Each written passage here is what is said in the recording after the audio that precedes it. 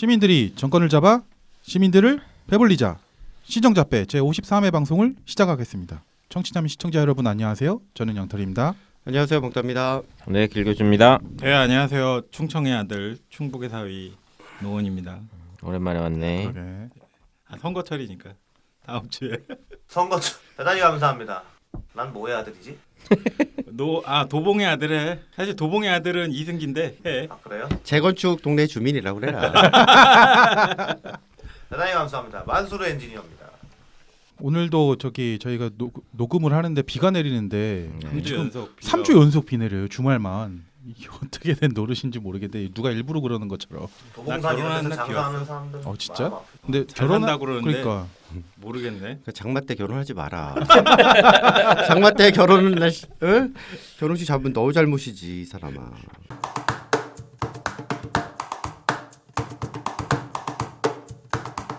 오늘 0시 기준으로 지금 520여 명 정도 나왔고 어제는 530명 정도 나왔으니까 아직 500명대가 계속 이어지고 있고요. 그리고 이제 질병관리청에서 2분기 예방접종 시행 계획을 발표를 했어요. 그래서 이제 아스트라제네카를 중심으로 해서 화이자를 해서 요양병원, 요양시설은 지금도 하고 있고 뭐 이제 취약시설 입소자나 종사자 이제 그 코로나19 취약시설 그러니까 노인분들 보호하거나 이런 시설이나 또 뭐 한센인이 됐든 장애인이 됐든 이런 곳들 뭐 보건소를 방문을 한다거나 찾아가서 이제 백신을 맞추기로 했고요. 또 75세 이상 어르신도 예방접종 센터에서 이분들은 화이자로 맞으시기로 하셨고 65세에서 74세는 아스트라제네카로 하시기로 하셨고 또 이제 학교하고 돌봄 공간인데 이것도 이제 특수교육 종사자나 이제 유치원, 초중등 보건교사부터 시작을 하고 어린이집, 장애아 전문 교직원 및 간호 인력들로 해서 아스트라제네카를 맞기로 했고요. 또 유치원, 어린이집, 초등학교 이제 저학년 있잖아요. 1, 2학년 선생님들 또 아스트라제네카를 이제 앞으로 맞게 됩니다. 그리고 만성 질환자도 뭐 투석 환자나 만성 중증 호흡기 질환이신 분들도 아스트라제네카를 맞게 돼 있더라고요.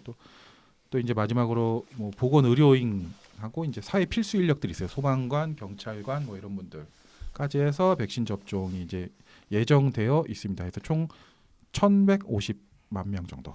아니 선거하시는 분들은 원래 먼저 맞아야 되는 거 아니에요? 지난주에 갑자기 일이 터져가지고 네. 어떤 일? 아니 정청래 씨가 그 음성 떴죠. 자, 그거 양성 나왔으면 골 때릴 뻔했다 그거. 아니 그러니까 선거운동 하기 전에 필수 인력이잖아. 근데 필수 인력 맞아야 되는 거 질병청에서도 아니야? 그걸 유권 해석을 했거든요. 그 선거 운동할 때 유세는 그 5인 미만 적용 안 한다고. 근데 어차피 맞아봐야 항체가 2주 뒤에 생기기 때문에 선거운동 끝나고 생기는 거 아니야? 그럴 가능성도 있죠. 아무 의미 없지. 맞아놓고 더 적극적으로 맞은 것 때문에 적극적으로 돌아다니다가 아니 그 1,150만 명 줄을 세웠대. 네, 약이 일단은 들어와야지 뭐 줄만 세우면 어떡해. 계획은 이렇게 했고 뭐 최대한 빨리 한다고는 하는데 지금 음. 말씀하신 대로 도입 현황을 보면 지금 어쨌든 상반기는 이제 확정은 1,800만 회분. 상반기에 그렇게 한다고? 와, 도입 많이 확정이래요. 하는 거잖아. 이게 1,808.8만 회분. 이 중에 이제 많이 하는 건데. 아, 뭔가 수량이 되게 나는 줄었다는 느낌 드는데. 그래? 옛날에 중에, 뭐 1,000만 명, 2,000만 명 이게 막 그랬어.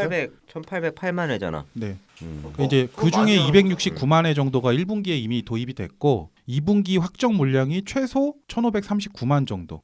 2분기에 때려 박는 거구나. 그리고 이제 추가 물량은 협의 중이라고 했어요. 1분기에 266만 69만 9만 회분. 회분이 도입이 벌써 됐어. 확보가 됐다고? 음. 근데 접종한 거는 왜 이렇게 그러게 몇십만 명밖에 지금 안 70만 되잖아. 명 정도밖에 안 되잖아. 80만 명에 70만 명. 그 2분기에 이제 1,500만 개 중에는 화이자가 629만 회분 정도 되고 아스트라제네카가 910만 회분 정도 되고요. 그 중에는 개별적으로 계약한 회분과 코백스 퍼실리티에서 가져온 것 같이 들어 있고요. 그리고 얀센, 노바백스, 모더나 등은 지금 공급 일정 등 협의 중이라고 아직 아무것도 나오지 않은 상황이라고 합니다. 이번에 파우치 소장이 그러던데 미국에서 아스트라제네카 승인 나도 우리는 필요 없을 수도 있겠다. 왜냐면 대단한 자신감. 모더나하고 화이자 걸로 다 충분 커버가 가능해서 승인이 나도 아스트라제네카를 굳이 사용 안 해도 될 것 같다라는 얘기를 반론을 했더라고 어저께인가 그저께. 돈 먹은 거 아니야? 어? 저기 화이자한테 돈 먹은 거 아니냐고. 그거는 모르겠는데 저기 NSC 가서 이번에 정우영 씨 갔잖아. 그 사람이 무슨 저기 외교부 장관 얘기는 하는데 이번에 가서 그거 우리 좀 주세요 그러지. 그리고 어저께 뉴스에 나왔는데 화이자 백신 접종자 중에 이제 70인가 70세 이상 어르신이 이제 맞은 지 얼마 안 돼서 돌아가셨다고 나오는 지금 걸로 몇 해서 명 정도까지 사망을 했지? 이제 10명 좀 넘었나? 백신으로? 아니, 사망자가 20명 넘어요 지금. 아 20명이 넘어? 네. 아니, 어제 엄청 회장님이 적은 거지. 어제 회장님이 나한테 무슨 받은 카톡을 보여줬는데 4월 1일부터 무슨 노원구 그러니까 그 단체 문자 안 보내기로 했다며요. 횟수 줄인다고. 안 보내고 뭐 이렇게 하는데 막 지금 또 뭐 그 한 명 죽은 게 여긴지 모르겠는데 화이자 맞은 75세 이상이 변사체로 발견됐다 막 이런 식의 문자를 아니 씨 무슨 변사체로 발견됐다는 표현을 쓰나? 여기 이제 그분이 제가 정확히 기억이 안 나는데 이제 심장 쪽 이쪽에 좀 관련 그러니까. 질환을 갖고 계셨는데 맞은 지에 몇 시간 네, 그렇게 돌아가셨다고 하더라고요. 이제 그러니까 그 대기할 때까지는 이상 증상이 없었는데 집에 돌아가셔서 이제 그렇게 된 거죠.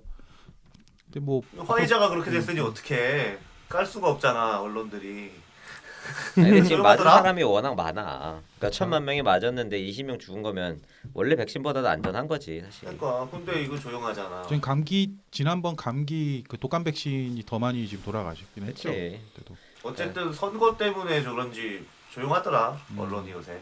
그 지금 아마 코로나 라이브 보니까 어제 기준으로 해서 70만 명 그러니까 신규 확진자가 70만 명이 넘어던데? 코로나 라이브는 뭐예요? 누가 세계에서 방송을 전 세계로 72만 많이 늘었네. 명인가? 다시 80만까지 갔었는데 지금 40만까지 70 떨어졌다 다시 또 70만. 그러니까 이번 주에 50만 명 초반대에서 시작했다가 67만 명까지 갔다가 어저께인가가 근데 코로나 라이브로 보면 4월 1일 기준인가로 해서 지금 그렇게까지 올라왔다. 70 몇만 명이냐면 한국은 이제 97만 전체 누적이 그 정도 나왔고요. 그 이제 지금 뉴스들 보면 아시겠지만 지금 집단 감염이 좀 어쨌든 많이 일어나고 있어요. 특히 이제 서울 같은 경우는 강남에 있는 유흥주점 쪽에서 나오고 있고 또 체육시설이나 종교시설에서도 역시나 나오고 있는 상황이라서 지금 부산 같은 경우도 거리두기 단계를 2단계로 올렸더라고요. 그것 때문에. 지금 이스라엘 같은 경우는 근데 거기도 아직도 확진자는 계속 나오진 않나요? 백신을 이렇게 많이 맞히긴 했어도. 확진자 지금 몇십 400 몇십 명대로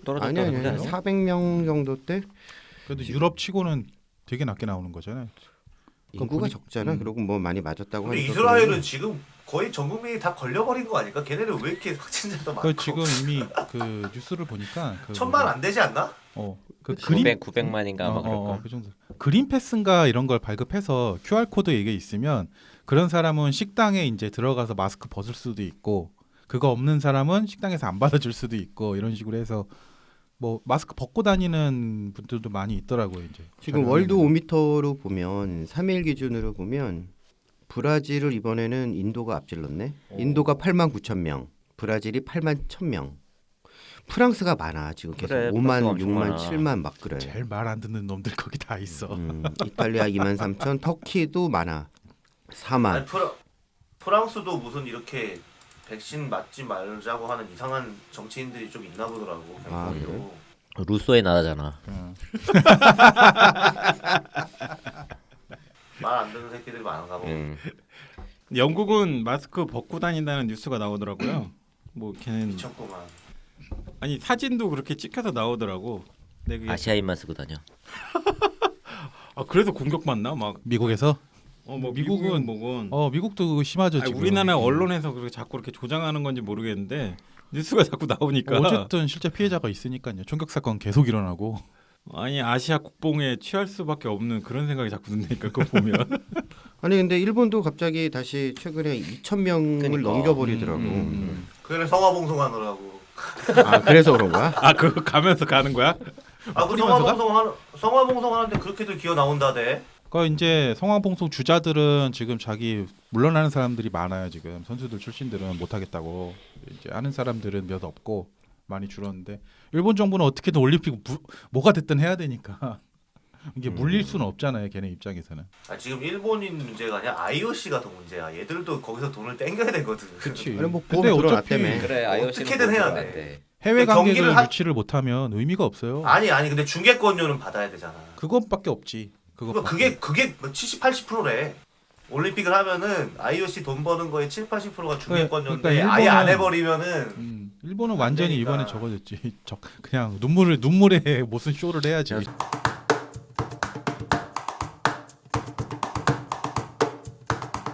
장하성 어차피 중국 가 있지만 집을 팔고 가진 않았을 거잖아. 그럼 전세를 줬겠지. 어. 다음 주에 나오는 거야?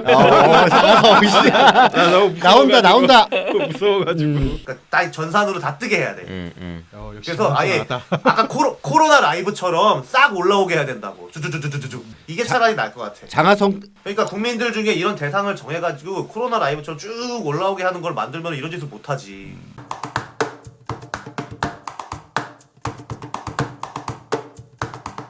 어제부터죠. 어제 오늘 해서 재보궐선거 사전 투표가 되고 있고요.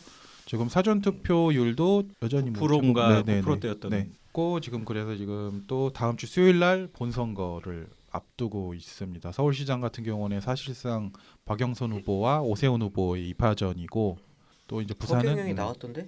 아닌가? 허경영 씨죠? 그치? 나왔죠. 후보로 나왔어요. 아유 그 버스 엄청 돌아다녀요. 버스가 그냥 그래? 틀어. 그 요괴. 나는 왜 이렇게 조용한가 했는데 서울에 돌아다니는구나. 아유 우리 동네 노원구에서는 박영선보다 허경영이 더 자주.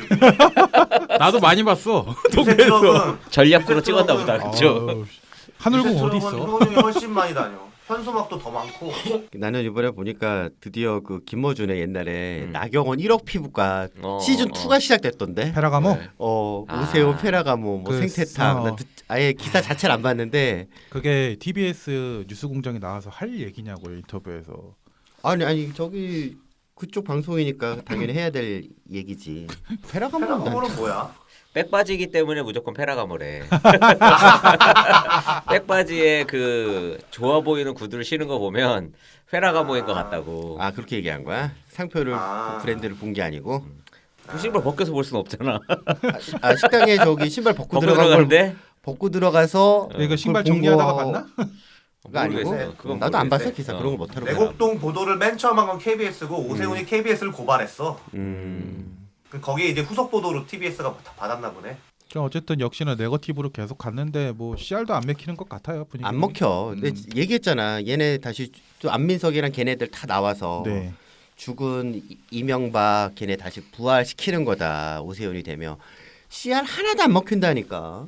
그럼에도 불구하고 이제 그거를 포기할 수 없는 것 같아요 지금 그거라도 붙잡고 있는 것 그치, 같은데. 물건 늘어줘야 되니까. 그리고 이제 오세훈 측에서 20대 젊은 친구가 나와서 뭐 찬조 연설 비슷하게 했는데 그게 또 이제 보기 싫었던지 아니면 부러웠던지 박영선 후보 측도 사람 내세웠는데 알고 보니 일반인이 아니라 정당 그쪽 민주당 소속 모였다 활동가였다 이런 식으로 다시 나오면서 또 어차피 이런 진흙탕 싸움에서는 결집해가지고 투표장 가는 거로 승부가 나기 때문에 이거를 상대를 공격해내는 거기보다는 자기 쪽 지지자들에게 호소하는 그런 걸로 계속 하는 것 같아요. 그 이제 부산은 김영춘 후보와 박형준 후보의 2파전이고 사실상 뭐 2명밖에 없죠. 근데 난 이건 그렇죠. 들은 거 있어. 오세훈하고 오세훈 와이프가 HLB 주식을 6,000주 갖고 있다는 걸 들었어. 6천주? 작년인지 언젠지 기준으로 해서 재산 공개를 했었나 봐. 근데 그때 주식을 몇 개를 갖고 있는데 그 중에 하나가 HLB를 오세훈이가 2천 몇백 주 갖고 있고 와이프가 4천 몇백 주 국회의원 갖고 있다는 선거할 때 재산 공개할 때 거기에 HLB 넣었나 보구나. 거. 지난주에 많이 울었겠네. 어떻게 되고 있는 거야 내 주식? 보지 마. 만수라. 열지 마. 만수라 오세훈이 재산이 50억이 그냥 50억이 아니야. 그 재산 갖고 있는 사람들처럼 그냥 똑같이 쫓아가면 돼. 그럼 증식되는 모양이지. 자 그리고 이제 선거 어쨌든 분위기가 심상치 않았던지 더불어민주당 지금 뭐 이낙연 씨랑 김태년 최고위원 같은 경우는 연이어서 대국민 사과를 하더라고요. 그러니까 이런 말도 했어요. 적폐를 다시 받기 위해서 자기들이 또 해야 되는 자기들에게 기회를 더 달라.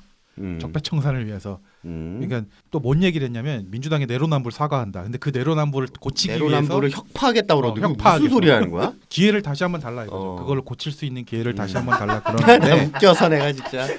그 선거 앞두고 이제 김상조 씨가 스타트를 끊었죠. 야 내가 지난주 얘기했잖아 김상조 너무 조용하다. 어디 갔냐 이랬더니 월요일날 바로 나오던데 일요일인가 월요일에. 이 벙따의 저준가? 야, 씨.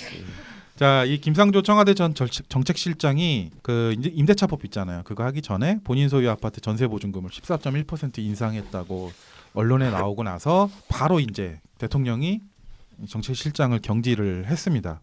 김 실장을 어디선가 고발을 했어요. 그 고발을 하는 바람에 지금 경찰청 국가수사본부에서 이제 수사에 들어갔고 참고로 후임에는 이호승 경제수석이 정책실장으로 임명이 됐습니다. 그 GDP 통계도 네. 그 저기 제대로 해서 암기 못하고 암기 못했다가 대답 욕먹은 못했던. 아저씨가 지금 정책실상에 들어갔고요. 자, 근데 김상조 씨만으로 끝난 게 아니라 뒤이어서 박주민 의원이 갑자기 떠요. 잠시. 왜 떠나 했더니 이 사람이 이제 그 임대차법을 발의했잖아요. 그 전월세 5% 인상 제한 법안을 발의를 했는데, 네, 막상 보니까 본인 보유 아파트 신당동에 있더라고요. 임대료를 약 9%를 올렸다고 이제 언론에 나왔어요. 그러고 나서 난리가 나니까 이제 이 사람은 무조건 이제 사과를 했고, 이 박주민 의원이 이제 박영선 서울시장 후보 캠프의 이제 홍보 디지털 본부장직을 맡고 있었는데 거기서 물러나는. 박주민 하면 그거 아니야. 거지갑. 그렇지. 뭔가 옷에 양쪽에 주렁주렁. 그렇지? 무슨 플러스 저기 북한 장교 그거 마냥. 그다음에 세월호 거지 변호사잖아. 네. 이번에 봤더니 씨 그도 거지 뭐라 왕자야. 거지 왕자. 그거 같아. 개방 방주. 물론 와이프도 같이 뭐 돈벌이 하니까 그럴 수 있다 음. 치는데 알고 봤더니 씨 거지 왕자인데. 지금 뭐 그게 동네 부동산 뭐 업자들 뭐 이렇게 언론 인터뷰한 거 보면은 뭐 그 사람이 싸게 준 거 맞다. 뭐 입주자한테 잘해줬다. 뭐 이런 인터뷰도 있기는 하더라고요. 근데 뭐 일단 기본적으로는 보니까 본인이 그 이제 그게 언제였더라 거의 이제 짤방 같은 거 보면 본인이 한 행동에 대해서 이미 얘기를 했어요 전에. 그러니까 만약에 이 법안이 바뀌거나 하면은 이런 사례가 나올 수 있다 했는데 그 사례를 본인이 한 거야. 그렇지. 몸소. 맞아. 그 사람들이 이제 그러니까 그렇게 해서 그렇게 올리는 사람들을 파렴치 한우로 좀 몰아갔었잖아. 그렇지? 남자는 부동산을 모른다니까. 아 근데 이쯤에서 왜 사람들이 장화성은 안 팔지? 장화성은 어차피 중국 가 있지만 집을 팔고 가진 않았을 거잖아. 그럼 전세를 줬겠지. 다음 주에 나오는 거야? 장화성 나온다. 무서워가지고. 흑석 선생은 근데 지금- 이미 지나간 건가? 근데 지금 이 사람들이 전세 보증금 이렇게 하고 한 이런 부동산 거래 내역을 어떻게 다 털었대? 그거만 이제 물고 늘어지는 애들이 있는 거지. 그러니까 하고. 이 임대차 보호법이 나온 지가 1년이 거의 다 돼가지 않나? 아니야. 그러니까 언제 나왔어, 얘기는 이게? 작년 초부터 재작년부터 계속 법안 발의를 하겠다라고 했다가 박주민 의원이 이거 대표 발의했다며. 맞아. 그래 걔네들이 한 거야. 그러면은 그때 왜 지랄들 안 하고 지금 쥐고 있었나? 이거 어떻게 아는 거예요? 나 그게 신기하더라. 기타 조응천, 송기현 이렇게 하잖아. 걔네들도 그러면은 다 나왔지. 부동산 거래한 내역을 어디 신고하게 돼 있어요? 부동산 그거는 신고가 되지 중개업소를 통해서. 그러니까 그거를 어떻게 뭐 이렇게 퍼블릭하게 알 수가 있어? 뭐 어떻게 알았냐는 전세 거야, 이걸? 가격에 대한 거는 그 공직자라 그게 가능한 거 아니에요? 아니 그게 그럴 수가 있냐는 거지. 공직자니까. 그러니까 공직자는 그 내가 부동산 거래한 걸 다 어디다 신고해야 돼? 원래 부동산은 전세 저거 하면 내가 신고는 안 하지만 들어온 세입자는 뭐 확정일자를 받고 전입 신고하고 이렇게 하잖아. 그러니까 그 등기가 계약서랑 다 이제 제출하게 돼 있는데 거기에 이제 그게 공개되는 자료인지 그거는 모르겠어요. 다른 사람이 가서 이걸 어떻게 알았지는 되게 신기하대. 박영선의 그 야스쿠니 뷰는 공개 그 거래 계약서를 공개를 자기가 했는데 금액에 대한 거는 이렇게 가렸다라고 하더라고. 그러니까 이걸 어떻게 파네? 신기하대. 아이 기자들이 건수 되면은 못할 게 뭐 있어 옛날에 자기네 무슨 휴민트 다 있을 거 아니야. 그런 거 보니까 그거 안철수 기자애들은 무슨 떼가지고 요령의 건수로 여인들이 하더라. 다 나오지 그런 거는. 그러니까 이거를 나는 옛날에 이거를 지금 생각하니까 계속 따라다니는 놈들이 그 데이터를 갖고 있는 것 같아. 그러다가 카드를 쥐고 있다가 타이밍이 필요할 때 되면은 꺼낸다고? 이렇게 던지는 것 같아. 그러니까 그게 기자가 아니라 상대 당이든 어든 간에 어쨌든 누군가가 뭔가 갖고 있어야지 이게 이렇게 한 방에 나오지. 안 그러면 이거 어떻게 이게 쭈르륵 나와? 만솔 우리도 같이 할까? 그거 하나? DB 하나 작성하자. 부업해 부업. 그러니까 이게 뭔가 자료 수집하는 애들이 있어. 이거 안 돈 그러면 받고 이거 파는 거야, 우리. 원샷에 나와. 국정원이 하나? 그렇지 않아요? 의심스럽지 뭐 않아 이거? 그것까지 우리가 신경 쓸 건 아니고. 우리가 신경 쓸 건 아니고 어차피 매매 가격이야 등기부등본 띄워보면 나오는 건데 전세 가격은 뭐 걔네들의 능력이라고 봐야지 기자애들은. 뭐 그래서 어쨌든 나는 이참에 공직자는 이 거래도 다 신고를 받아야 된다고. 이번 한다고 뭐 하던데? 그러니까 딱 전산으로 다 뜨게 해야 돼. 역시 그래서 아예 나다. 아까 코로나 라이브처럼 싹 올라오게 해야 된다고. 주주주주주주. 이게 차라리 나을 것 같아. 장하성 한번 기대해 봅시다. 다음 주에. 하성이 형. 그러니까 국민들 중에 이런 대상을 정해가지고 코로나 라이브처럼 쭉 올라오게 하는 걸 만들면 이런 짓을 못하지. 뭐가 나왔냐면 주호영이 이름이 나와. 주호영이 20 몇 %인가 올렸대. 그러니까 그걸 갖고 이제 또 그러는 거지. 쟤 봐라, 쟤도 그래. 주호영은 나와야지 지금 그러니까 지금 얘네처럼 그 임대차법 하기 전에 한 게 아니라 이미 훨씬 전에 후회했어? 했다. 그리고 그 사람 얘기하는 건 이래요. 이게 자기가 너무 낮추면 주변 주민들한테 폐가 된다. 담합했단 얘기네. 아니 이제 요거를 내가 이제 두 가지 관점에서 얘기를 해볼게. 첫 번째 대깨문 관점. 네. 지난해 5월이네 주호영은. 대깨문 관점에서 얘기를 하자면 야 박주민하고 김상조 욕할 게 아니야. 걔네 국민의힘 애네를 다 털어봐라. 걔네는 아예 시장 가격보다 더 많이 올렸을 걸. 얘네는 고작 해봤자 시장 가격 정도밖에 안 올린 거야. 누가 평소에 나쁜 짓 많이 했는데 이제 그런 얘기가 나올 거라고. 다음은 또 다른 관점은 이거는 국민의힘을 지지하는 사람들의 관점이에요. 지금 그냥 내가 봤을 때는 대깨문으로 이런 얘기를 할 수가 있는 거지. 웃기는 소리 하지 말고 걔네는 원래 글러먹은 애들이야. 근데 니네는 안 그런 애들이라며. 뭐가 다르니? 나 이제 그렇게 얘기할 수 있지. 악과 위선의 차이죠. 부동산에서는 좌우가 없지. 그렇지. 그러니까 얘네 내가 저번에 한번 얘기했잖아. LH 때도 얘기했지만 부동산에 얘네 이제 다시 다 망가진다고. 참여정부가 그렇게 되듯이 똑같이 되겠죠. 이런 식으로 정책을 낸 걸 잘못한 거지. 그러니까 이번에 아까 얘기했다시피 뭐 내로남불을 이제 또 혁파하겠다 뭐 그런 얘기를 하질 않나.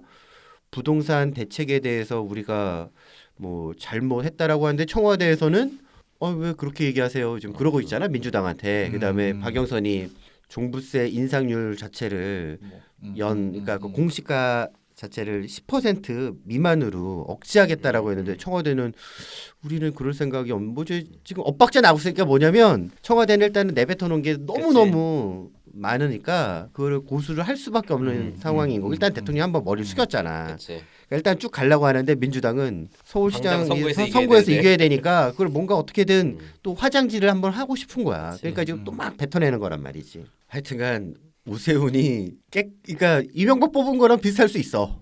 그렇지? 이명박이 뭐 깨끗하다고 다들 생각 안 했잖아. 근데 그치. 뽑았잖아. 어쨌건 간에. 물론 결과적으로는 속았지만. 근데 이번에 오세훈이 다시 그런 느낌으로 사람이 뽑을 수는 있어. 사람들이. 결과야 나중에 또 속았다 할 수 있긴 하지만 지금 서울시장 같은 경우는 10년 동안 박원순한테 지금 사람들은 속았다라도 생각하는 부분들이 있잖아. 근데 거기에 최근 4년 동안에는 민주당하고 플러스 문재인 대통령한테까지도 다 우린 속았다. 주택 문제에 있어서만큼은 적어도. 그러면 내가 지난주에 얘기했다시피 야 쟤네 때는 가격 떨어졌는데 그리고 제가 뭐 규제도 풀고 뭐 한다라고 하면 오히려 집 살 기회라든지 아니면 가격이 좀 더 이제 간정화되는 거 아니야라고 생각할 수도 있는 거잖아. 그래서 오세훈이 페라가모를 신었든 생태탕을 먹었든 내곡동 가서 사진을 찍혔든 아무런 상관이 없다고. 지금 부산도 지금 그런 분위기. 부산도 마찬가지야. 여론조사가 선거 들어가기 전에 이제 마지막 할 수 있는 기간이 있잖아요. 그때 발표된 거 보면 거의 뭐 박형준은 60% 육박하고 김영춘 씨는 20에서 30 요 정도에서 그래. 사실상 이미 끝났다고 보는 사람들도 처음에 있거든요. 그 걔네들이 부산 같은 경우는 가덕구 때문에 화들짝 놀랬잖아. 이거 다. 근데 지금 박형준도 똑같아. 저놈이 이미지 세탁을 TV 나와서 많이 하긴 했는데, 근데 또 보니까 그렇게 또 탐탁지만도 않아. 삶의 궤적을 보면 일하는 거나 보면. 그러니까 결국은 또 이렇게 돌아가는 거야. 사람들은 뭐 최악, 뭐 차악 그거 얘기하잖아. 간에 서울에서는 박영선이랑 민주당이 지금 현재 청와대랑 최악이라고 생각을 해서 차악이는 오세훈한테 지금 표가 가는 거고 4년 부산도 만에 마찬가지라고. 거꾸로 됐지. 고작 4년 만에. 그렇지. 오세훈이 차악이라니. 그러니까. 그 심지어 이낙연 대표 같은 경우에는 그 동대문 플라자 있잖아요. DDP? 그거를 이제 되게 폄하를 하더라고요. 이제 가만히 이제 선거철 앞두고 되게 나는 야구인으로서 오세훈을 용서할 수 없지 그것 때문에. 왜? 그건 맞아. 동대문 운동장을 날려버렸잖아 이 새끼가. 동대문 야구장? 추억의 공간인데. 그것도 이제 오세훈 씨가 그거 DDP 디자인한 사람 유명세 어버가 숟가락 얹은 거잖아요. 그분 돌아가셨어. 누군가 이런 말을 했거든요. 그럼 박원순이 그 서울길 낸 거 그거 있잖아. 무슨 다리에다가 막 해서 한 거 하고 그 신발 그 무슨 헌신발 같은 거 저기 이제 조형물로 해서 하나 큰 거 해놓은 거 있잖아요. 뭐 그거랑 독인 게 기는 것 같거든요. 저는. 야구인으로서는 용서할 수 없는. 근데 DDP가 약간 서울에 치면 거기가 약간 좀 붕 뜬 느낌이야. 외계 약간 UFO 같이 이렇게 떠. 다만 이제 이런 우려는 있지. 저것도 이제 저기 반포대교 남단에다가 세빛 둥둥섬 만들었잖아. 이번에는 저기 세빛 투? 예를 들어서 저기 그 북단에다가 또 뭐 하나. 아 그래서 만든다라든지. 오세훈이 되면 HDC가 뜬다는 얘기가 돌고 있어요. 지금. 아 뭔가 한다고 해서. 그다음에 또 뭐가 있냐면 아라뱃길. 아 네. 하여튼 한강 타고 유람선 해서 저기 중국 관광객들 중국까지 뭐 가든. 왔다 갔다 한다고 해서 그 쇼를 한 거잖아. 네. 그런 또 뻘짓거리를 또 할 수 있는 가능성은 솔직히 없지는 않지. 근데 뭐 어쨌든 보궐이라 남는 시간 동안 그거를 할 아니지. 생각은 없을 거고 재선되니까. 그럼 그냥 우소희에서 야 저기 용산 미군 기지에 무슨 공원이야? 싹 아파트 만들어. 물론 걔 거기까지 권한은 없을 수는 있긴 한데 모르겠어.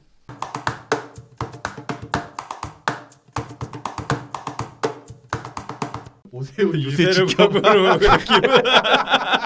4월 1일 기사에. 아이 표정이 너무 웃겨서 진짜 김종인이 나오지 요새 말라 지켜보는 그랬나 이렇게 쳐다보고 있어.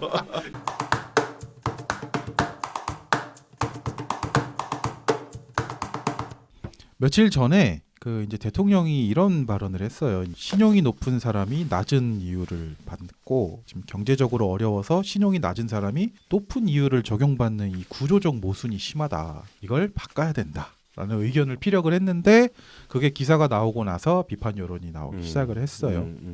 이거 어떻게 생각하세요?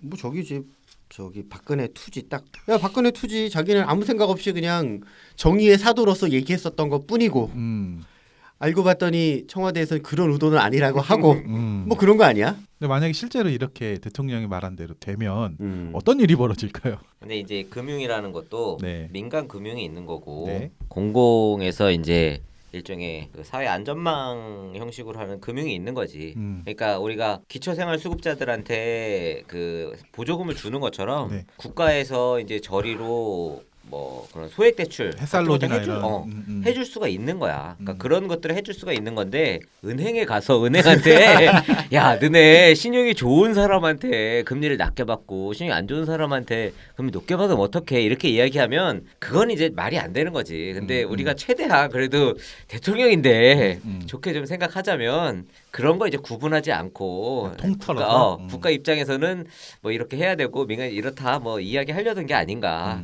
최대한 이제 좋게 생각하면 그런 게 아닌가 싶다는 거지. 근데 이제 요새 기사들 보면 사실 너무 잘라서 네네. 어떻게 보면 막 편집하듯이 내놓는 기사들이 많아서 이렇게 완전 너무 말이 안 되는 기사가 나오면 조금 그 기사를 원문 그대로 보기가 좀 찝찝해. 그러니까 기사를 뉴스가 나오면은 당일에는 그걸 무조건 믿으면 안 돼. 그러니까 그 기사가 있어야 전체 돼. 내용 앞뒤 뭐 이거를 좀 보고 판단하고 싶어. 왜냐면 이런 거는 너무 말이 안 되거든. 이건 진짜 너무 말이 안 돼. 그러니까 당일에 나온 거에 대해서 붙는 그 SNS나 이런 거는 그냥 다 걸러야 되고 근데 그러면은 2, 3일 정도 있을 때까지 그게 이슈가 되면은 제대로 된 게 나오더라고. 2, 3일 지났잖아. 지났지. 지금에 와서는 뭐래? 아예 묻혔어. 없어. 그냥 그 뉴스거리가 안 된 거를 그냥 속보로 때린 거지. 그게 정말로 이슈였으면은 막 토론이 붙고 뭐 후속 기사가 나오고 해가지고 쭉 정리가 될 텐데 그렇게 단발성으로 그냥 딱 하는 거는 2, 3일 있으면 없어지고 얘기할 거리가 안 나와요. 그러니까 사실은 이게 우리가 볼 때는 너무 말이 안 되고 답답한 일인데 그냥 평범한 사람들은 이런 거에 대해서 큰 의미를 두지 않는 것 같아. 소비되고 끝나는 거야. 그냥 딱 이런 하루 정도. 이게 구조적인 어떤 경제학 책에 나오는 그 이론들로 봤을 때는 너무 말이 안 되는 거고 어떤 국가의 이 행정 수반이라는 사람이 저런 생각을 가지고 있다라는 게 너무 위험할 정도로 이게 심각한 문제인데 그냥 일반 사람들은 그냥 그런 게 그렇게 좋은 거지. 생각하나 보다. 그래 그럴 수도 그냥 있겠다라는 그렇게 해서 정도로 받아들이고 그냥 지나간 것 같아. 넘어가고 이제 끝나는 거야. 그 클릭하고. 근데 그래서 이제 진영별로 그럼 문재인은 역시 이구나 생각하는 사람들이 넘어가는 거고 아니 뭐 그냥 뭐 아닌 사람들은 이거 기레기구나 그러고 넘어가는 거고 그치. 끝나는 거야. 대통령이 이렇게 언론을 통해서 하지 말고 그냥 차라리 매일 유튜브 라이브를 해라. 언론이 왜곡할 거리가 없어지게. 그러면은 더 드러나는 거 아니야? 그런 실력이 안 되니까. 그런 실력이 안 되니까 못 하는 거긴 한데 그치. 앞으로는 이제 그 정도 할 수 있어야지 그치 될 것 맞아. 같아. 그렇죠. 대통령이 그 정도 할 수 있는 놈이 대통령이 돼야 될 것 맞아. 같다고. 자 전국을 다니며 맞짱을 뜰 수 있는 사람이 대통령이 돼야지. 그러니까 괜히 돌아다니면서 어디 뭐 동정 보도 같은 거 왜곡되게 하지 말고 쇼하지 말고 그냥 직접 얘기하면 된다는 거지. 야 이제 임기 1년 남았지. 그쵸. 왜 이렇게 긴 거 같아 근데? 그러게. 아니, 너무 1년 안 사건 남았어. 왜냐면 어. 길마담이 그렇게 느낄 수밖에 없었던 게 어. 박근혜가 4년 해서 그래. 아 맞다. 그렇네. 몇 달 더 하고 있는 거야. 아 박근혜는 짧게 했는데 어. 여기는 길게 하니까 아니지. 길게 만든 거야? 박근혜는 1년 짧게 했고 어. 이 사람은 사실상 일단 반년 임기 더 5년 거 하는 아니야. 거니까 어. 1년 더 하는 거잖아. 근데 지금 박근혜는 사실 3년하고 1년은 싸웠잖아요. 사람들하고. 여기는 4년 내내 싸우잖아. 그러다 중간에 아, 쫓겨나. 이게 사실 내에서 그런가? 그렇네. 원래 대통령 임기가 5년이잖아, 그렇지? 그래? 원래 5년 아니야? 원래 5년, 4년. 맞아요. 미국이 4년. 4년이지. 원래 5년이잖아. 5년 미국이 5년이지. 어. 2017년 5월 10일에 바로 취임했잖아 선거하고. 네, 네. 그 장미 그러니까 대선이라 그래서 2022년 5월 5월 10일까지야. 그치, 그러니까 딱 선거를 그게 딱 3월, 5년인 거지. 그러니까 선거를 3월에 하는 거잖아. 60일 전에 하니까. 그러니까 내년 3월에 선거하는 거죠. 그리고 60일 있다가 인수위 끝나고 네, 이제 취임하는 거지. 그게 이제 길게 느껴질 수밖에 없는 게 박근혜 전 대통령이 중간에 끌어내렸잖아. 그러니까 원래 그때 대선할 때가 아니야. 근데 바뀐데 이렇게 하니까 괜히 더 길게 느껴지더라고요. 이게 원래는 정부 출범하면은 새해에 하잖아요. 이제 연말에 끝나서 인수위 거치고 해야 되는데 이때는 봄에 해버리니까. 장미 대선이었죠. 어. 장미 대선. 아니 원래 겨울에하고 원래 봄에하고 이런 건 없어. 야 생각해봐라. 처음에 조국 뭐 그런 애들 싹 불러서 하얀 와이셔츠 입고 그치, 임종석이랑 커피 마시고 청와대 뜰을 사진 거닐고 찍고 퇴근하는 뭐 직장인들과의 호프해서 갑자기 무슨 어디 종론지 어디 거기 호프집 가서 가서 뭐 하고 막 광화문이었을 건배하고 거야, 아마. 나는 김상조가 공정거래위원회장 될 때만 해도 진짜 뭐 제대로 되는 건 줄 알았어. 야, 그러니까 뭐라 그러지? 김상조의 낡은 가방과 누구라고 진짜. 뭐 있었는데 박영선도 구두 있죠. 찢어진 구두 막 어. 나오고. 뭐 일단 그런 거에 속으면 안 된다니까. 그러니까 얘네들은 모든 게 다 그런 이미지거든. 그 탁현민이가 그래서 이야기 나온 어. 거고. 그러니까 그러니까 그 이미지가 이제는 나빠졌어. 이제 그런 거 하는 애들은 안 믿게 돼 사람. 그렇지. 그러니까 이번에 실제로 고민정 씨 착한 같은 애들하고. 경우도 고민정 의원도 설정샷 사진 많이 올리고 했다가 이제 비판 받으니까 그거 다 감내하겠다, 꿋꿋이 가겠다 이런 뉘앙스로 이야기를 하는데. 그리고 이번에 이렇게 사전 투표했는데 그 그 질병청에서 하지 말라고 하는 것도 했더라. 이렇게 비닐 장갑 벗지 말라 그랬거든요. 비닐 장갑 벗고 거기다가 찍지 말라 그랬거든. 나 투표했어요라고 해서 하지 말라고 그러는데 꼭 바락바락 우겨가면서 하더라고. 근데 표정 보면 해맑아. 음. 그 누나가 표정이 해맑아 이상하게. 아 너한테 누나구나. 누나야? 누나지. 그러니까 예를 들어서 옛날에 박원순이 재선될 때인지 뭔지 서울 어딘지 모르겠지만 느티나무 밑에 네. 평상 위에서 어떤 할아버지랑 박원순 이렇게 이렇게 걸터 앉아서 뭐 얘기하는 장면 같은 게 하나가 있었단 말이야. 네, 네. 얼마나 무슨 뭐라 그래야 돼? 동화 같은 장면. 약간 그러니까 어, 기존 정치인들에선 볼 수 없었던 어, 설정 숏이죠. 그렇지. 그랬는데 결국은 결과적으로는 에라 잼병이 됐잖아.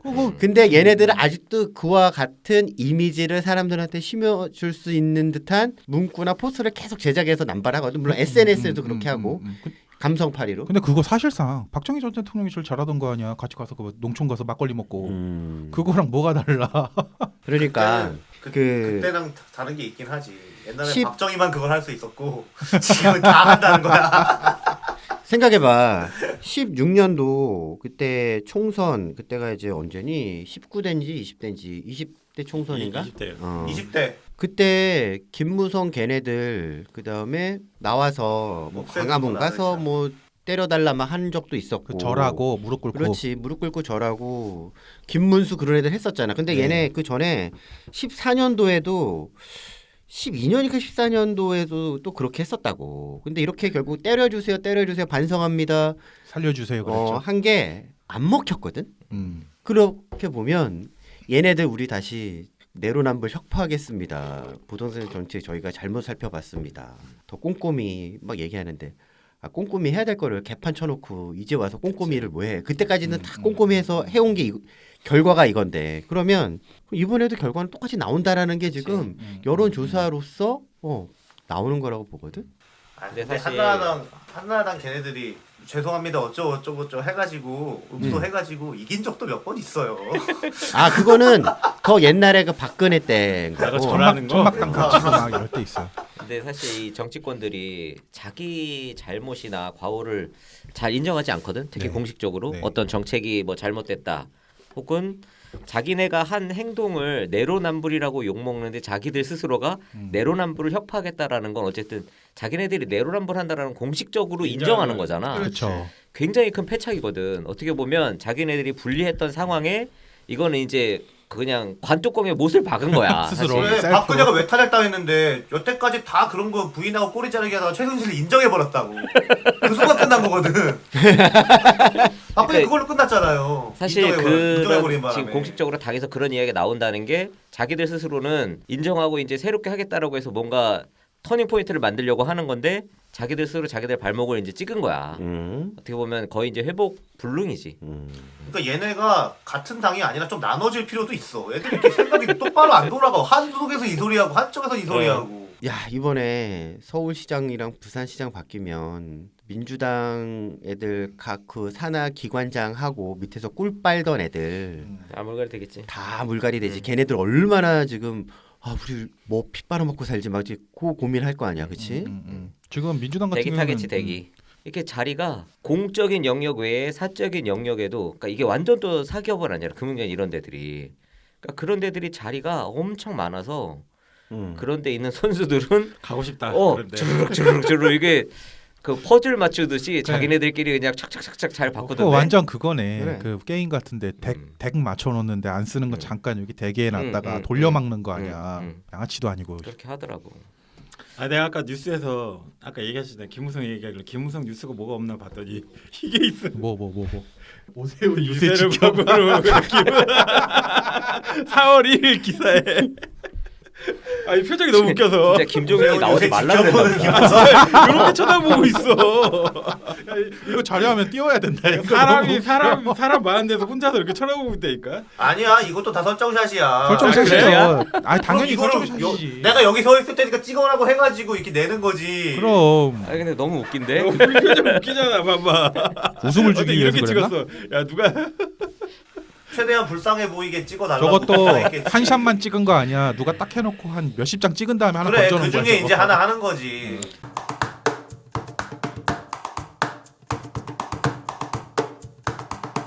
망할 것이다라고 가지고. 빨리 이게 망할 것이다. 어? 안 돼.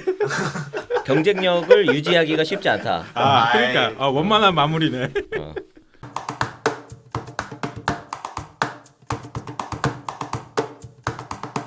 그 지난주에 테슬라하고 네. 도요타하고 이제 뭐 일본에서 그 차를 이제 합작해서 뭐 반값 전기차를 만드는 만에 이제 기사가 나왔더라고요. 현대는 이제 나가리 된 거야 완전히.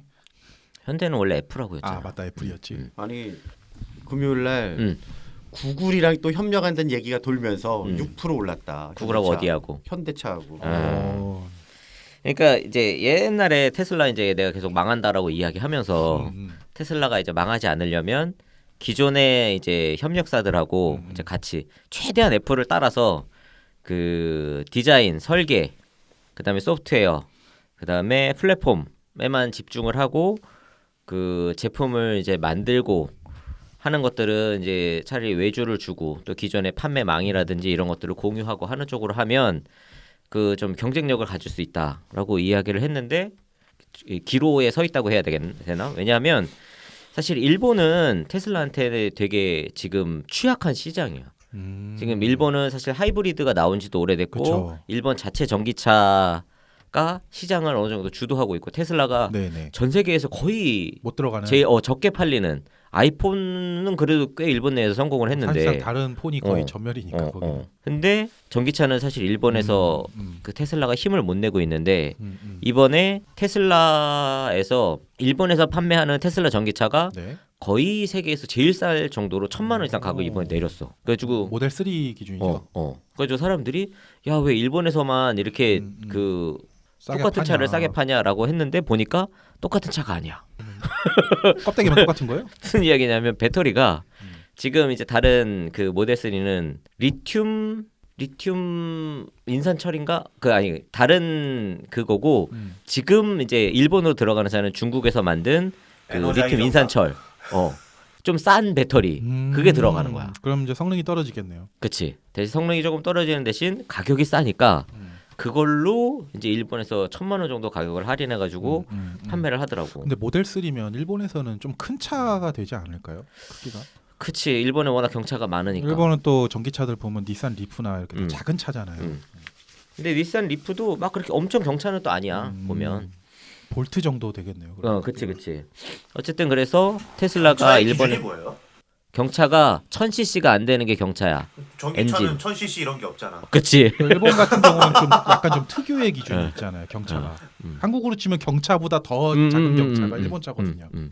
근데 그게 나라마다 세그먼트를 나누는 기준이 다 다르거든. 그래서 예전에는 이제 내연기관이 있으니까 내연기관의 CC 랑? 그 CC랑 무슨 뭐 전장이랑 휠 베이스 그 어. 무슨 또 있어요. 길이랑 뭐랑 해서 다. 그게 나라마다 그렇게 나누는 기준을 해놨어.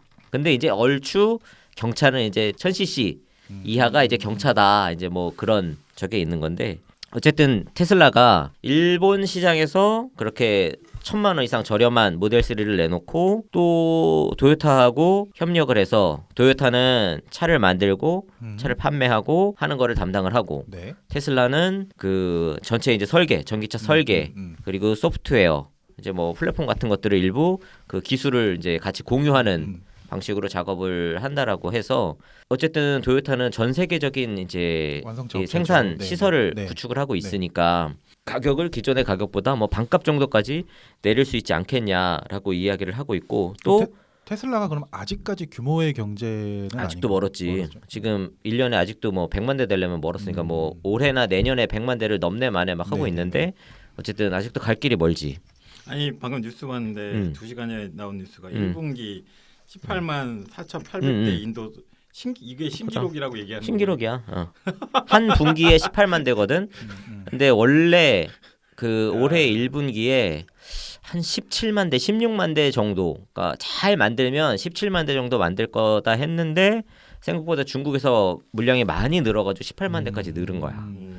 근데 어쨌든 일본에서 이렇게 도요타하고 같이 하면 가격도 내릴 수 있고 그 뭐 품질도 조금 올릴 수 있고 네. 거기에다가 도요타에서 만든 차기 때문에 일본 사람들한테 판매하기도 그쵸. 수월할 거라고 훨씬 생각을 수월하죠. 하는 거야. 근데 이게 일본에서만 이렇게 하는 게 아니라 유럽에서는 이제 독일의 기가 베를린 만들면서 단순히 기존에 가지고 있던 테슬라 모델을 거기서 생산하는 것뿐만 아니라 유럽 사람들이 좋아할 만한 이제 모델을 새롭게 개발해 가지고 만든다라고 이야기를 하고 있어.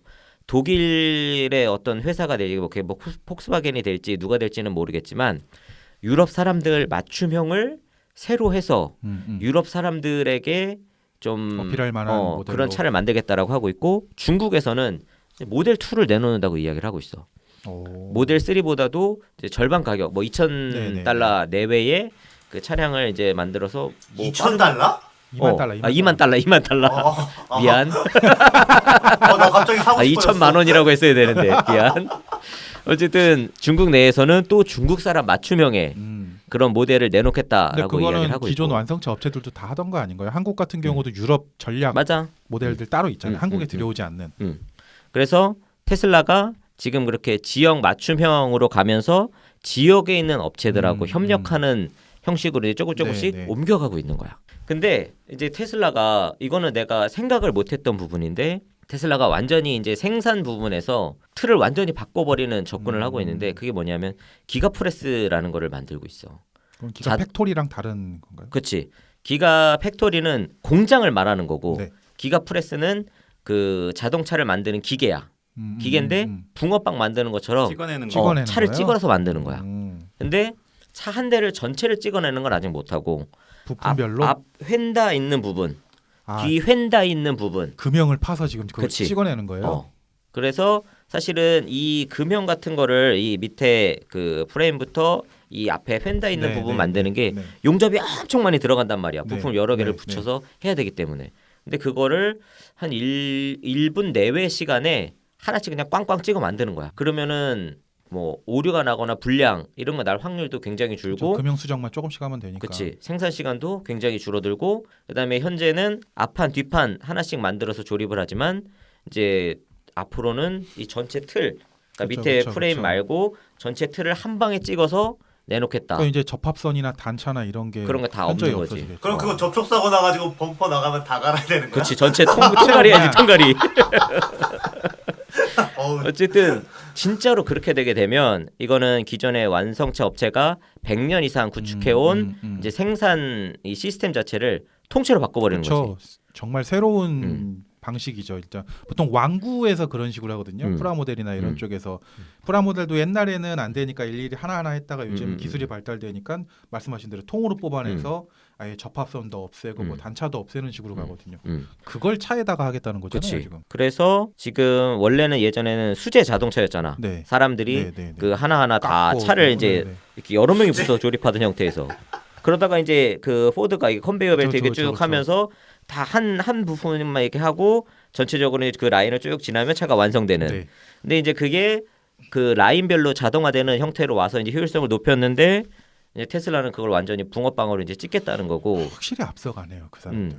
만약에 이제 그게 정말로 구현이 되면 가격이나 뭐 품질 면에서 굉장히 이제 다른 차원으로 접근을 할 수 있기 때문에 기존 완성차를 압도할 수 있는 그 무언가가 생기게 되겠지. 오히려 그러면 통짜 부품 자체도 가격이 뭐 되게 부담스럽지도 않을 수 있겠네요, 그러면. 그럴 수도 있지. 음. 그래서 만약에 진짜 그렇게 된다라고 하면 테슬라가 지금 가지고 있는 시가총액의 가치가 그럴 수 있겠다라는 생각이 드는 거야. 근데 써야 되는데. 커스텀 못 부품 샀네, 장사할 수 있겠다.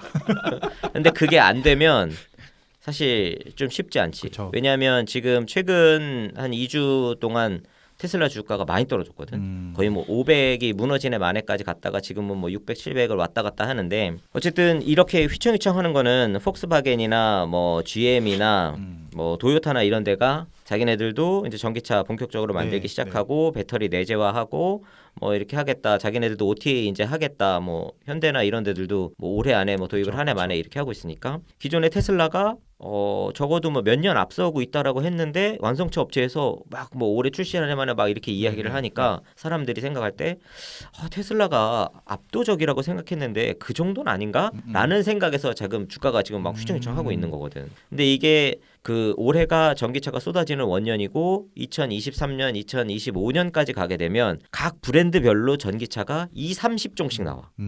그러면은 그때는 정말 테슬라가 완전히 묻혀버릴 수도 있거든. 그때가 대중화 시점이라고 봐도 되는 거죠. 그 전기차의 대중화. 지금 테슬라 홈페이지를 가면 자기네 회사 소개에 네. 이전에는 테슬라의 그 기업의 목표가 전기차를 대중화하는 게 목표였는데 네. 이미 이 전기차 대중화의 목표가 빠져 있어 테슬라는. 아 그래요? 테슬라는 이미 전기차 대중화 목표는 이제 그 무언가 비전으로서의 목표의 의미가 없다라고 생각하는 거야. 이미 이제 대중화 시작됐다라고 보는 거지.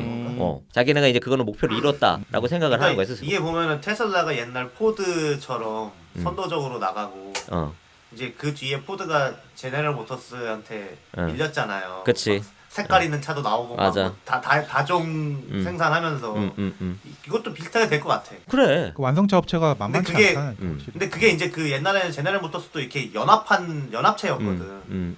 군소 자동차 업체들이. 그러니까 근데 지금은 이제 기존의 플레이어들이 있는 상황에서 테슬라가 치고 나가는데 생산 기술이나 모터 기술 이렇게 들어와가지고 붙으면은 테슬라가 말한 대로 이제 원오브댐이 될 수 있는데 이제 그럼 테슬라는 원오브댐이 되지 않기 위해서 뭐 프리미엄 전략을 추구하든지 다른 걸로 가든지 해야겠죠. 그렇지. 사실 테슬라가 선택할 수 있는 옵션은 두 가지야.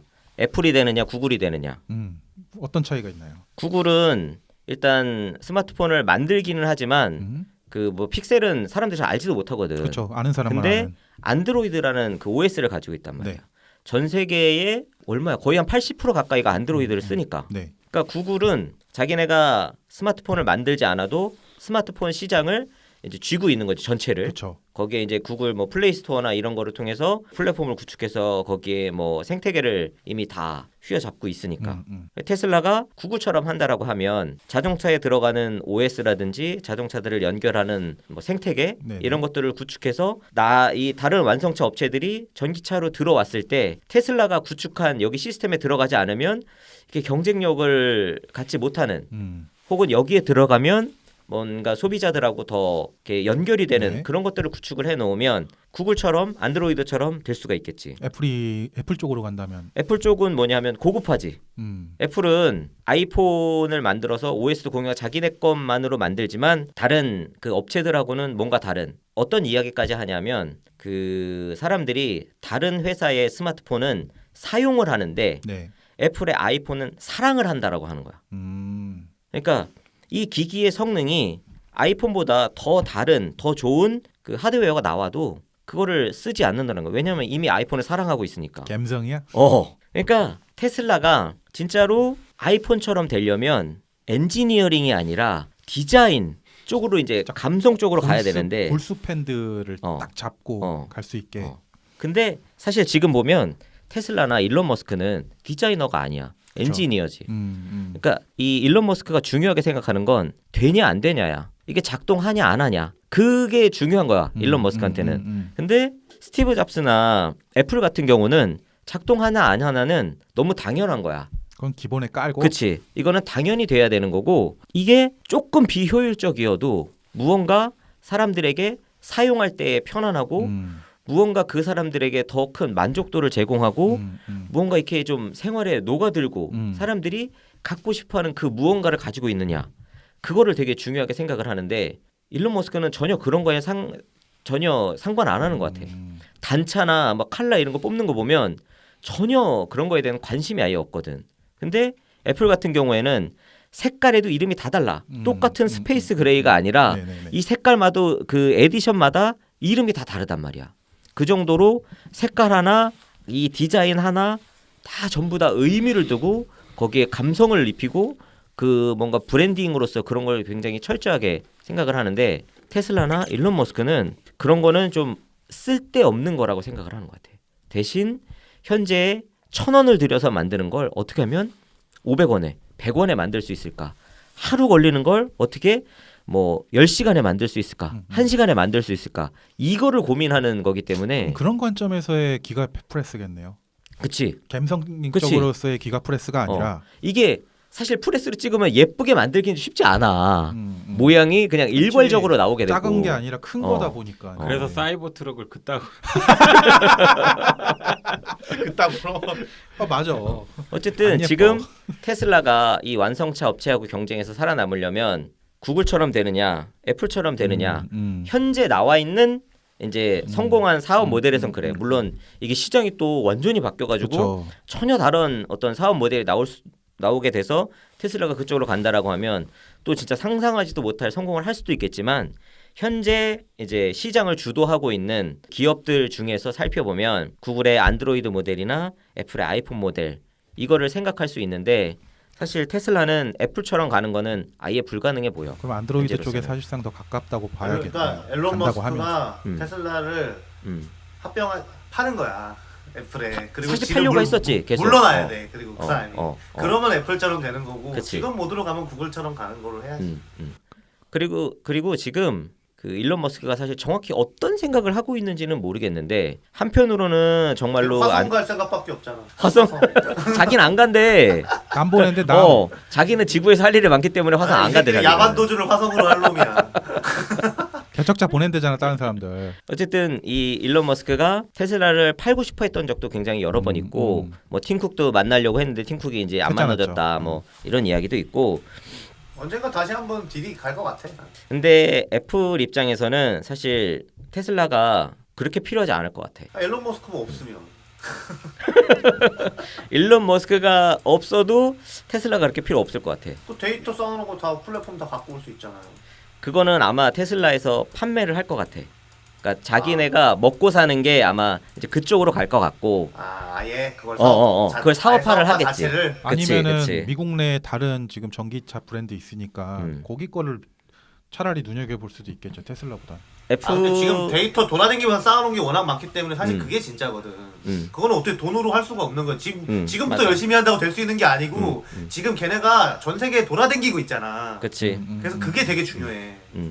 그러니까 특히 이제 테슬라 같은 경우에는 어쨌든 자율주행이라는 거를 인공지능으로 해가지고 학습시켜서 한다라고 하니까 걔네한테는 굉장히 중요한 거고 그게 정말로 이제 완성형이 됐을 때 경쟁력을 가진다라고 하면 다른 차를 월등히 앞서갈 수 있겠지만 사실 지금 현재 자율주행을 하고 있는 모습으로만 보면 라이다를 가지고 있고 HD 맵을 기반으로 한 자율주행이 경쟁력이 있어. 물론 이제 가격을 따지면 테슬라가 싼 가격에 이 정도 그 퍼포먼스를 내는 게 효율적이긴 하지만 운전의 퀄리티 자체를 놓고 보면 라이다를 가지고 있고 HD 맵을 기반으로 움직이는 자율주행들이 더 좀 경쟁력이 뭐 있다는 그리고 거지. 시간이 흐르면은 테슬라가 가진 기술도 뭐 성장하겠지만 라이다도 더 성장하고 싸질 수도 있잖아요. 그치, 라이다는 가격이 많이 떨어졌어. 음. 어쨌든 지금 이제 앞으로 2, 3년 단기 전망을 해보면 완성차 업체에서 전기차가 쏟아져 나올 거고 지금 뭐 GM이나 이런 데도 슈퍼크루즈라고 해가지고 네.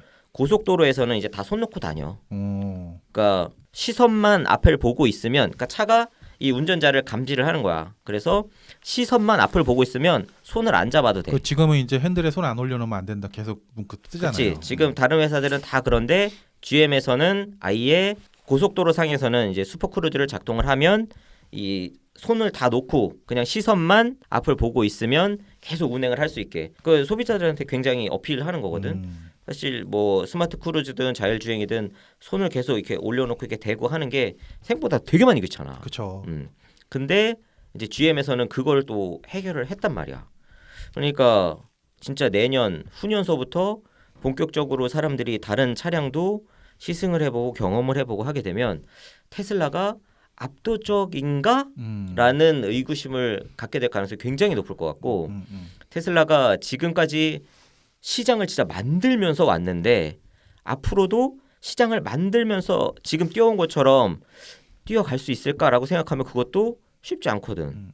근데 또 그것도 저는 다른 사람들도 얘기를 하는 사람들이 있는데 그 충전 시설 같은 경우는 이게 어떻게 될지 단기간에 이게 충전은 그렇지는 테슬라가 않죠. 압도적이지. 지금 슈퍼차저도 굉장히 많이 설치가 되어 있고 어쨌든 미국 내에서는 테슬라가 압도적인데 그것도 지금 충전만 전문으로 하는 회사들이 굉장히 많이 생겨나고 있거든. 그럼 이런 충전만 전문으로 하는 회사들이 이게 정말 주유소처럼 수익을 낼 수 있는 구조나 어떤 이 밸류 체인을 만들어내면 그때서부터는 급격하게 전국적으로 깔릴 거라고 생각을 하거든. 근데 그렇게 되면은 또 테슬라가 가지고 있는 하나의 강점을 또 잃는 거지. 그러니까 내가 전에도 얘기했지만 테슬라가 수직 계열을 해서 지금 그 원재료 머티리얼서부터 그 자동차 생산 또 뭐 플랫폼 모든 전 과정을 다 지가 스스로 하겠다라고 하고 있단 말이야. 네. 근데 이게 잘 되면 진짜 왔다인데 문제는 부분마다 리스크가 너무 많아. 그리고 수직 계열을 하게 되면 혁신이 잘 안 돼. 물론 일론 머스크가 여기 시작서부터 끝까지 전부 다 다니면서 막 진짜 개인기로 막 그 엄청나게 역할을 하고 있지만 언제까지 할 거냐 이거야. 그렇죠. 나이도 있는데 이제. 그럼 그러니까 이게 리스크만 점점 커지고 효율은 점점 떨어진단 말이야. 어쨌든 지금 테슬라가 여태까지는 뭐 천슬라를 가네마네 하면서 꽃길 걸으며 왔지만 지금 시장이 또다시 한번 급변하고 있고 네. 테슬라가 압도적이다. 뭐 그 할아버지 이름이 뭐였지? 그 차 뜯어보는 할아버지 있거든 미국에. 네. 근데 그 할아버지가 자기가 테슬라를 다 뜯어봤는데 뭐 어떤 기술은 뭐 2, 3년 어떤 기술은 뭐 10년 뭐 이렇게 앞서간다. 기존의 완성차는 뭐 이게 의사결정 시스템이 후지고 해가지고 이게 전혀 따라갈 수가 없다 했는데 한 반년 만에 따라와 버렸거든 지금. 호락호락하지 않아요.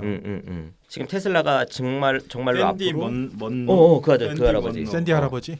샌디 먼노. 앞으로 2, 3년이 굉장히 고비고 또 그 다음 고비는 뭐냐 하면 계속 이야기해오고 있지만 스마트폰은 전화기가 아니야. 그렇죠. 전화기를 잘 만드는 회사가 스마트폰 시장을 압도한 게 아니야.